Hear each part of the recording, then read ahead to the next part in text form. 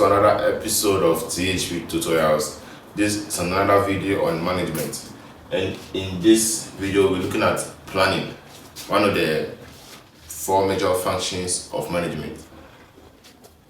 In the course of this video, this is the outline. We'll look first, have a look at the meaning and features, move on to the levels of planning, the objective of planning, limitations, process of planning, principles of planning, features of a good plan, and then categories of planning. So we'll get down to business after that.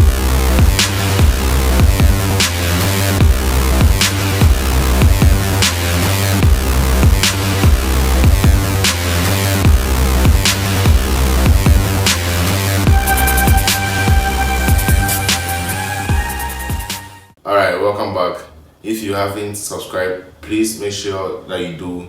And if you find this video helpful, kindly like, subscribe, comment, and share. Alright, so planning, right? What exactly is planning? Now when you talk about a plan is simply a predetermined course of action which will be taken in the future, right? So when you say a plan, it's a predetermined course of action which will be taken in the future. You are planning on what you will do in some time to come. That's what planning is about. Now, if you go deeper into the context of management, you can see that Daft in 2006 defined planning as what? The management function, right? So first, it's a management function. That's the first one. Concerned with defining goals for future organizational performance and deciding the tasks and resource use needed to attain them. If we break this down, so first of all, it's a management function, right? What does this management function do? Now, planning as a management function simply defines the goals for future organizational performance, right? The performance of the organization. Where do we want it to be at in the future, right? How do we want our performance to be? So we are planning, right? A vision. Okay, we want the performance to be this. Maybe we will hit a target at 1,000 something. It's a plan, right? Now, after we define what the future performance of the organization is going to be, we then make decisions, right? We decide on the things that need to be done to achieve those goals. We also decide the things that we need, the resources that we use when performing those tasks to achieve or attain those goals. So according to Daft, that's what planning is all about, right? This is a really simple definition if you break it down. So three things basically: it's a management function. It sets the goals for future organizational performance. Then it decides the resources needed and then the resources and the tasks needed to achieve those goals. That's these 3 points in your definition of planning, and you'll be good to go. Good. So what are the features of a plan, right? A plan is goal oriented.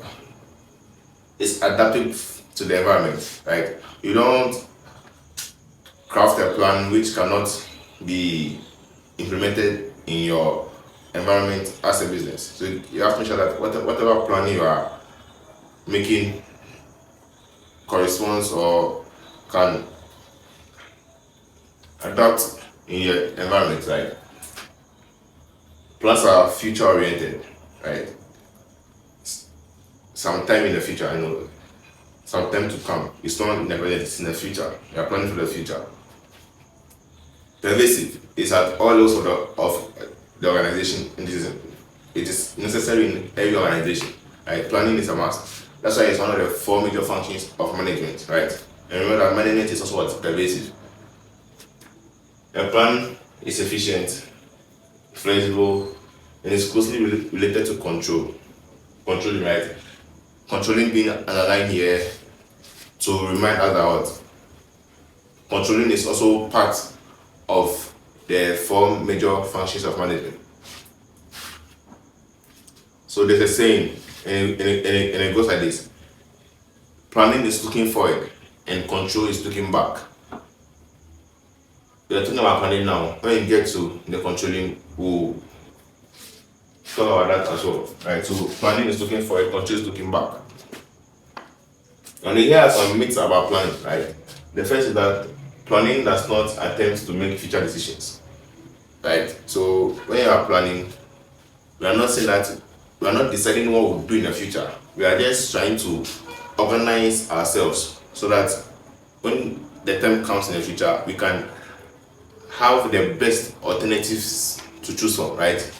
So it's not just we sitting down or members of the organization come together and making decisions in the future. They are just determining a course of action, right? So when they get to that point, they know how to go about everything, and that helps, in their efficiency and performance as a business, right? Now, two, planning is not just forecasting, right? Planning is more than you trying to analyze what's coming, right? You are making concrete plans on how to handle events in the future, operations and all that. So it's not just sitting down and thinking about what can happen, but you actually have, you know, detailed instructions or let's say motives. I don't use the word plan again, but it's like having a plan. So it's not just about sitting down and saying that maybe this will happen, this will happen. If this will happen, then we'll do this. It goes a step further. And that's it. Planning is not a static process, right? It's not a static process. So you don't just sit today and plan and then that's all. You always come back and you're analyzing the plan because nothing in the environment or specifically nothing in the business environment is fixed. Things are always changing. So you must always see that planning is adaptive to the environment. So you can't be a static process. It's not something that you just sit down on one day and do, and then you wait for next week Monday or next month before you come back or do another plan. Monday, this is the plan that we made. Tuesday, has anything changed? Right? It's dynamic. Good. So that's it for the first, right? We're done the meaning and features. Let's have a look at the levels of planning. In the first video, we talked about the levels of management, right?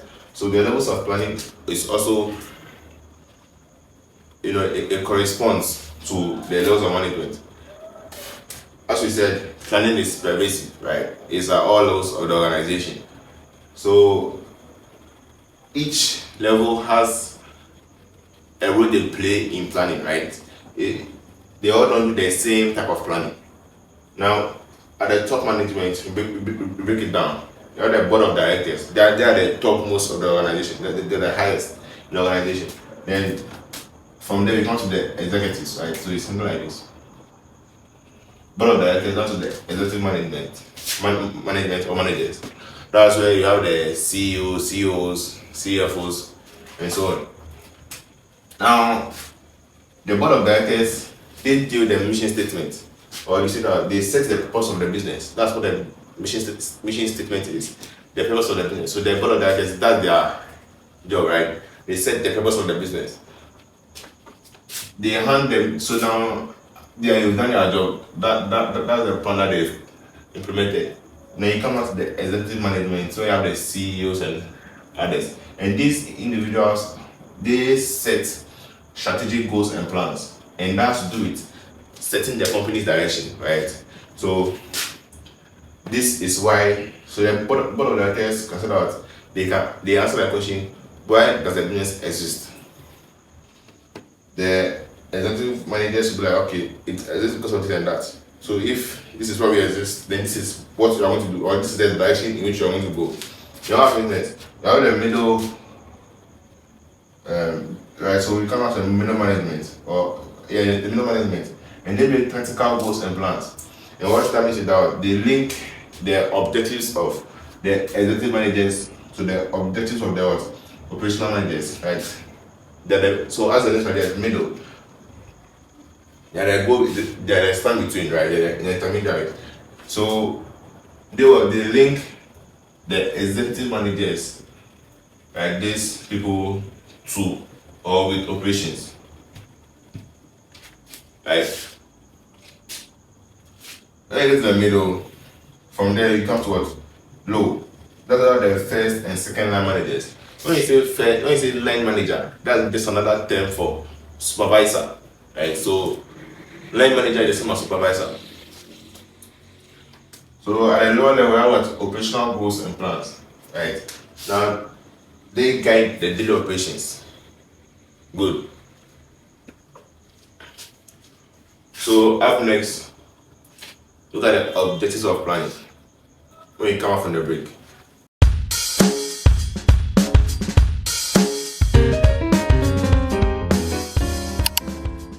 Alright, welcome back from the break once again. Let's continue. Objectives of planning, right? So that's the third objective, right? The third item on the outline. So what are the objectives of planning?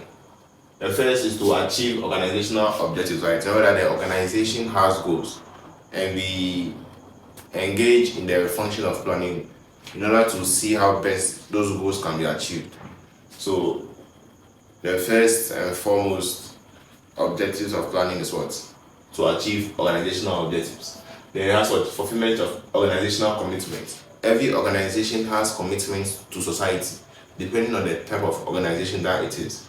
Now, when organizations plan their activities or plan their actions in the future, or the course of action that they'll take in the future, it enables them to go about fulfilling their commitments better. So another objective of planning or another aim of planning is to ensure that organizations fulfill their commitments. Then there's the facilitation of decision making, right? Planning helps to make decisions. Efficiency of operations, right? Remember that efficiency has to do with getting the best use out of the least amount of input, getting the most output out of the least amount of input, right? So when you plan about it, it makes you more likely or more capable to achieve those efficiency goals. Yeah. 5, well, it promotes innovation. Right? When you are planning, you really put everything in perspective. You have all the variables on the board, and you get different ways on how to go about things. So it makes you more innovative. Right? You're able to bring new alternatives on board. Now I said this for control. I won't touch much on this, but remember that planning is looking forward and control is looking back. Right? If you have not looked for it, technically you cannot look back. You understand more when you get to control it. What are the limitations of planning, right? What are the things that planning doesn't allow the organization to do? One, it's a costly process, right? So one thing that planning does, is very costly to plan, right? Also, it depends on the plan that you want. The more complex the plan, the more expensive it is. So it's a limitation, and it's one thing that worries organizations depending on their financial capability. It curbs the initiatives of managers, right? Now, if plans have been put in place, let's say that you're a supervisor and plans have been put in place, but from the top to the middle, now you are the lower level, you are first or second line manager. If the plans coming from the top oppose your plans on how you want to do your work, you won't be able to say to hell with the organization's plan coming from the chain of command. So you are restricted to what the plans that have already been made. You are restricted to the choices that they give you. You can't always bring your own initiative on what that. Okay, no, let's do this way. Good. 3 says planning in advance is not always the best course of action, right? Now there are certain situations where the variables in the future are too dynamic. They change at a very fast pace, and making a plan about that future right now can change at any second. So in some instances it's best to just hold on, and as the saying goes, we'll cross that bridge when we get there. So in some situations, planning doesn't really do anything for you, right? Now planning brings about a delay in action, right? There are certain situations when you have to act immediately, right? Emergency situations. And planning cannot adapt to such situations. There are certain times when you have to just make a move based on intuition or instinct or experience, right? And planning cannot serve you in those moments. So it's a limitation of planning. And there's a false sense of security, right? As they're saying, it goes, nobody knows tomorrow. So sometimes when you make plans, you feel like, oh, okay, we've planned, we'll pass and we'll pass there. But you don't know what's going to happen. Anything can happen, and your plan will just go into pieces. So planning tends to give a false sense of security, right? Because just because you have made your plan doesn't mean that it's going to happen that way, right? As the saying goes, everybody has a plan until they get punched in the mouth. Good. So up next, the planning process, or the process of planning.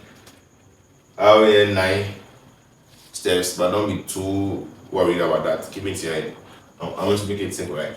So where I'm making a plan in an organization, what the first thing that you do? First, you identify the need for planning. We don't just get up and plan anyhow. Like there has to be a need, a reason why we are making a plan. So first, you identify the need for the planning, right? After you have identified the need of the plan, you have to identify the goals of the plan. Why are we making a plan, right? Okay, we have to make a plan. Maybe we need better lighting, at THU tutorial. Good. So that becomes what? The need for the plan, right? What are the goals of the planning?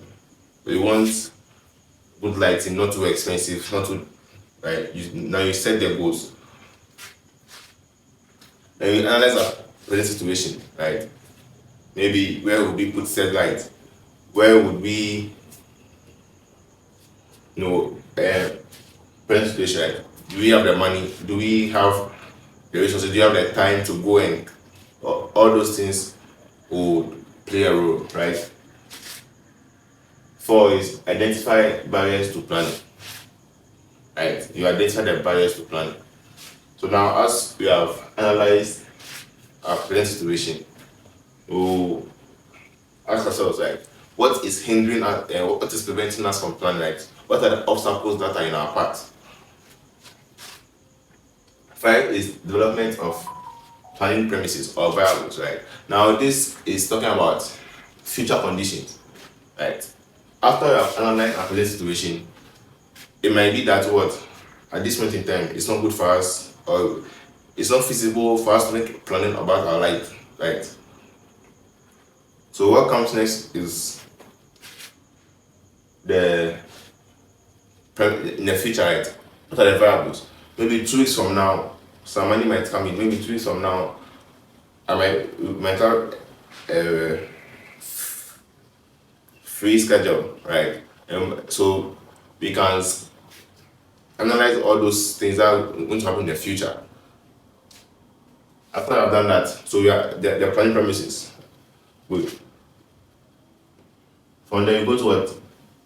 We develop alternative courses of action, right? So look at the planning premises. What could happen in the future, or what won't happen in the future?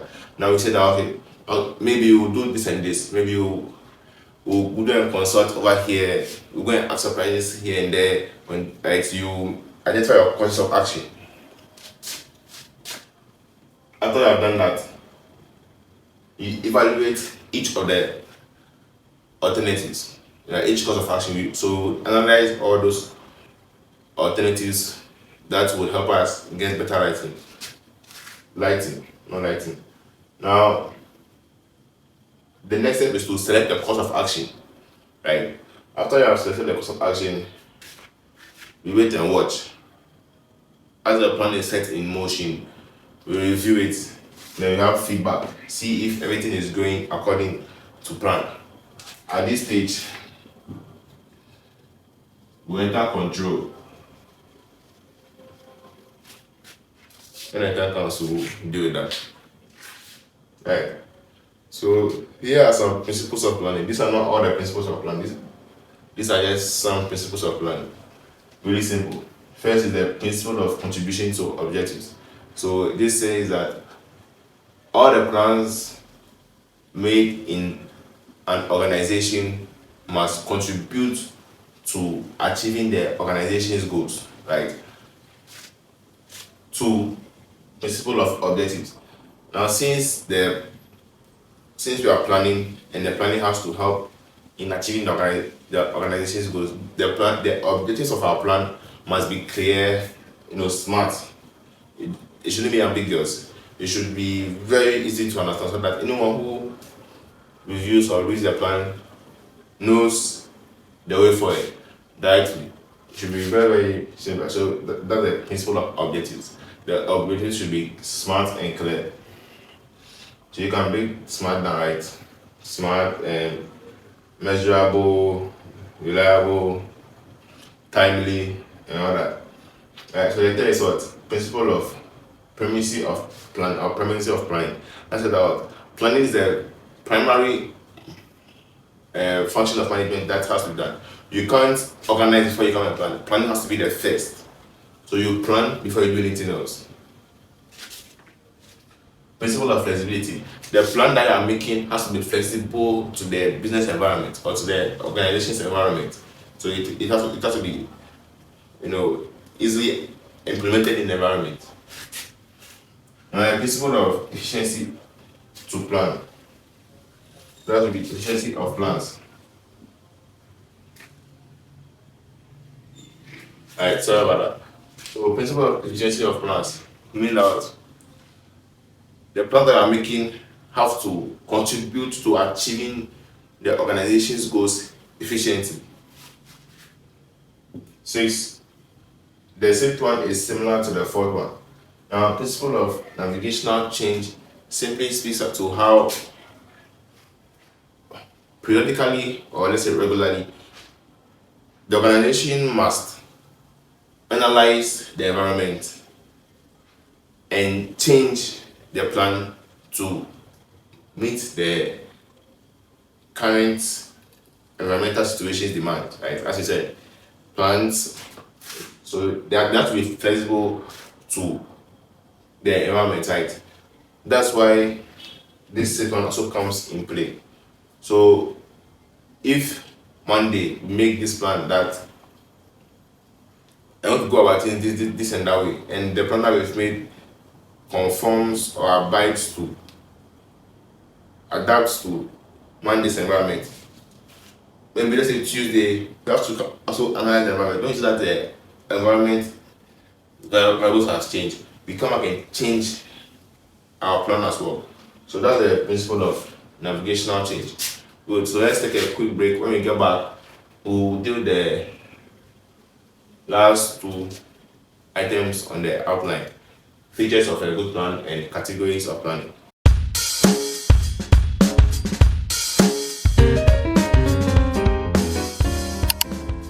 Yeah. Now, features of a good plan. Here are some features that a good plan should possess. There's integration. A good plan should integrate short-term goals with long-term goals.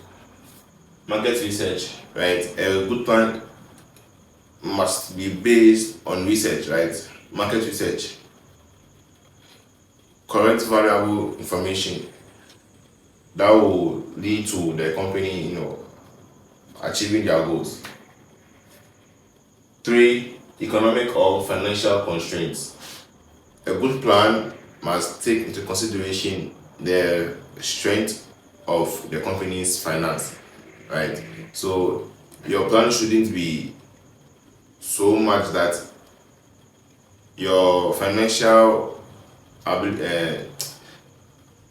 your plan should not be so huge that it won't be financially feasible for your organization,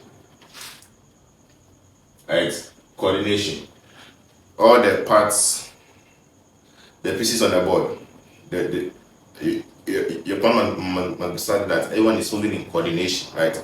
Everyone is playing their role at the right time in order for the common goal to be achieved. So a good plan has coordination of all the pieces and all the other variables. Consistent, right? Flexible, acceptable, participative.